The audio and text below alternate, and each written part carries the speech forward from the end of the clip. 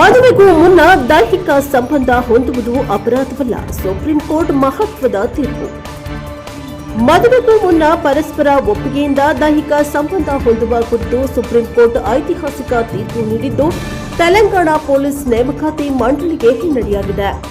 ಪರಸ್ಪರ ಒಪ್ಪಿಗೆಯಿಂದ ವಯಸ್ಕರರು ಮದುವೆಗೂ ಮುನ್ನ ದೈಹಿಕ ಸಂಬಂಧ ಹೊಂದುವುದನ್ನು ತಪ್ಪೆಂದು ಪರಿಗಣಿಸಲಾಗುವುದು ಎಂದು ಸುಪ್ರೀಂ ಕೋರ್ಟ್ ಸ್ಪಷ್ಟಪಡಿಸಿದೆ.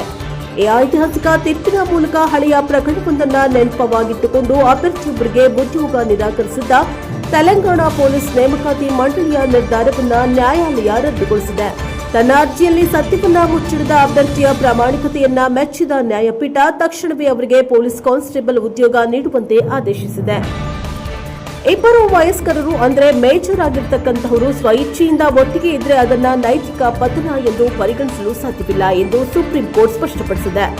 ಪ್ರೀತಿಸುವ ಪ್ರತಿಯೊಂದು ಸಂಬಂಧವೂ ಮದುವೆಯಾಗಿಯೇ ತೀರಬೇಕು ಎಂದೇನಿಲ್ಲ. ಕೇವಲ ಮದುವೆಯಾಗಲಿಲ್ಲ ಎಂಬ ಕಾರಣಕ್ಕೆ ಒಬ್ಬರು ಇನ್ನೊಬ್ಬರನ್ನ ಮೋಸ ಮಾಡಿದ್ದಾರೆ ಎಂದು ಹೇಳಲಾಗದು.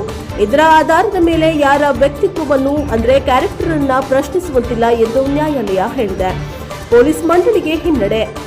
ತೆಲಂಗಾಣದ ಗಜವೇಲ್ನ ನಿವಾಸಿ ಗಾಜುಲಾ ತಿರುಪತಿ ಎಂಬ ಅಭ್ಯರ್ಥಿಯ ಆಯ್ಕೆಯನ್ನ ರದ್ದುಪಡಿಸಿದ್ದ ತೆಲಂಗಾಣ ಪೊಲೀಸ್ ನೇಮಕಾತಿ ಮಂಡಳಿಯ ನಿರ್ಧಾರವನ್ನ ನ್ಯಾಯಮೂರ್ತಿ ಮನಮೋಹನ್ ಮತ್ತು ನ್ಯಾಯಮೂರ್ತಿ ಮನೋಜ್ ಮಿಶ್ರಾ ಅವರ ಪೀಠವು ರದ್ದುಗೊಳಿಸಿದೆ. 2014ರ ಹಳೆಯ ಪ್ರಕರಣವೊಂದನ್ನು ಉಲ್ಲೇಖಿಸಿ ಅಭ್ಯರ್ಥಿಯ ನಡವಳಿಕೆ ಸರಿಯಿಲ್ಲ ಎಂದು ಮಂಡಳಿ ಆತನಿಗೆ ಉದ್ಯೋಗ ನಿರಾಕರಿಸಿತ್ತು. ಆದರೆ ಅಭ್ಯರ್ಥಿ ತಿರುಪತಿ ತನ್ನ ಅರ್ಜಿಯಲ್ಲಿ ಆ ಪ್ರಕರಣದ ವಿವರಗಳನ್ನು ಬಹಳ ಪ್ರಾಮಾಣಿಕವಾಗಿ ಬಹಿರಂಗಪಡಿಸಿದ್ದನ್ನ ನ್ಯಾಯಾಲಯ ಪ್ರಶಂಸಿಸಿದೆ. ಉದ್ಯೋಗ ನೀಡಲು ಆದೇಶ. ತಪ್ಪು ಮಾಹಿತಿ ನೀಡದೆ ಸತ್ಯವನ್ನ ಬಹಿರಂಗಪಡಿಸಿದ ಅಭ್ಯರ್ಥಿಗೆ ಉದ್ಯೋಗ ನಿರಾಕರಿಸುವುದು ಸರಿಯಲ್ಲ ಎಂದಿರುವ ಸುಪ್ರೀಂ ಕೋರ್ಟ್ ಆತನಿಗೆ ಕೂಡಲೇ ಪೊಲೀಸ್ ಕಾನ್ಸ್ಟೇಬಲ್ ಉದ್ಯೋಗ ನೀಡುವಂತೆ ಆದೇಶಿಸಿದೆ. ಬ್ಯೂರೋ ರಿಪೋರ್ಟ್, ವೀರಪಕ್ಷೀಯ ಸ್ವಾಮಿ ಸಾಲಿಮಠ.